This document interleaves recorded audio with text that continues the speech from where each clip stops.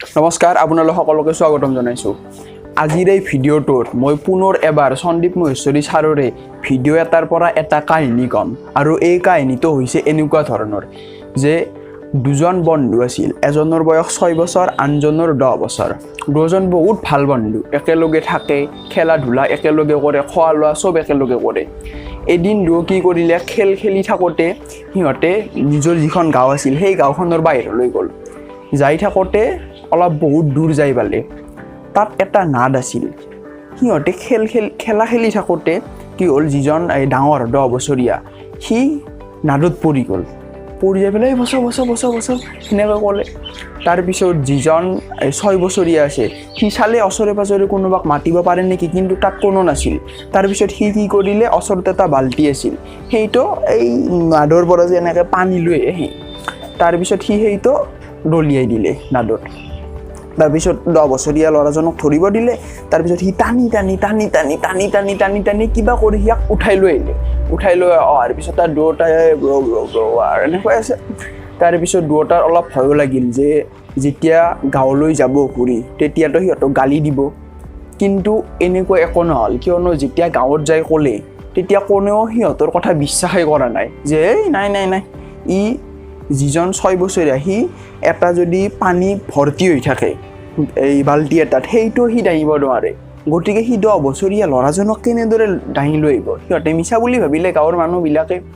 তাৰে পিছত সিহঁতে কি কৰিলে, সিহঁতৰ গাঁৱৰে এজন মানে সমাজদাৰ, বুদ্ধিমান আৰু ব্যক্তি আছিল, অলপ ভাল, সকলোৱে তেওঁক মানে, তেনেকুৱা তেওঁক ৰহিম চাচা বুলি কৈছিল, আমাৰ ইয়াতে হ'লে খুৰা। তাৰে পিছত ৰহিম চাচাক গৈ ইহঁত দুটাই ক'লে।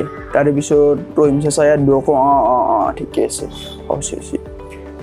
যেতিয়া এনেকৈ কৰিলে, বিশ্বাস কৰিলে, গাঁৱৰ বাকী মানুহবোৰে ভাবে যে এইটো কি কথা, কিবা এটা কথা আছে। গৈ পেলাই ৰহিম চাচাক ক'লে যে চাওকচোন আপুনি কেনেকৈ এইটো হ'ব পাৰে। তাৰপিছত ৰহিম চাচাই ক'লে, দেখোন কৈছে সি যেতিয়া পৰিছিল ই বাল্টিটো পেলাই দিছিল, তাৰপিছত ৰছীৰে টানি বচাই লৈ আহিছে। তাৰপিছত মানুহবিলাকে অলপ মানে বিশ্বাস কৰিব টান, সেনেকুৱা ক'ত হ'ব এনেকুৱা অলপ কৰি আছে। তাৰপিছত ৰহিম চাচাই ক'লে যে প্ৰশ্ন এইটো নহয় যে সি কেনেকৈ কৰিছে, প্ৰশ্ন এইটো যে সি কিয় কৰিব পাৰিছে। তাৰপিছত ক'লে কি যে যিখিনি সময়ত সি তাক বচাই লৈ আহিছিল সেইখিনি সময়ত বহুত দূৰণিলৈ এনেকুৱা কোনো এজনো নাছিল যিয়ে এই 6 বছৰীয়া ল'ৰাজনক ক'ব যে তই এইটো কৰিব নোৱাৰা, আনকি সি নিজেও নাছিল। অৰ্থাৎ ইয়াৰ পৰা আমি এইটোৱে শিকিব পাৰোঁ যে মানুহৰ কথা আমি বেছি সিমান এটা শুনিব নালাগে। তাৰমানে যদিহে আপুনি কিবা এটা কৰিম বুলি ভাবে তেতিয়াহ'লে মানুহবিলাকে আপোনাক ক'ব পাৰে যে নাই এইটো নোৱাৰা, সেইবিলাক কথা শুনিব নালাগে। যিটো কাম কৰিলে আপোনাৰ নিজৰ গ্ৰ'থ হ'ব, লগতে আনৰো গ্ৰ'থ হ'ব, সেইটো কাম কৰক। আৰু যদিহে আপোনাক কোনোবাই কৈছে যে তই এইটো কাম কৰিব নোৱাৰা, ইয়াৰ অৰ্থাৎ ডাইৰেক্টলি তেওঁ আপোনাক কৈছে যে এইটো কাম তই কৰিব নোৱাৰা, কিন্তু ইনডাইৰেক্টলি তেওঁ নিজৰ কথা কৈছে যে তেওঁ নিজে এই কামটো কৰিব নোৱাৰে। গতিকে তাৰ কাৰণে যদিহে আপুনি আপোনাৰ জীৱনত কিবা এটা ডাঙৰ লক্ষ্য আছে তাৰ প্ৰতি কাম কৰক। মানুহবিলাকে হয়তো আপোনাক ক'ব পাৰে যে নাই নোৱাৰা, কিন্তু কাৰো কথা তেনেকৈ বিশ্বাস কৰিব নালাগে।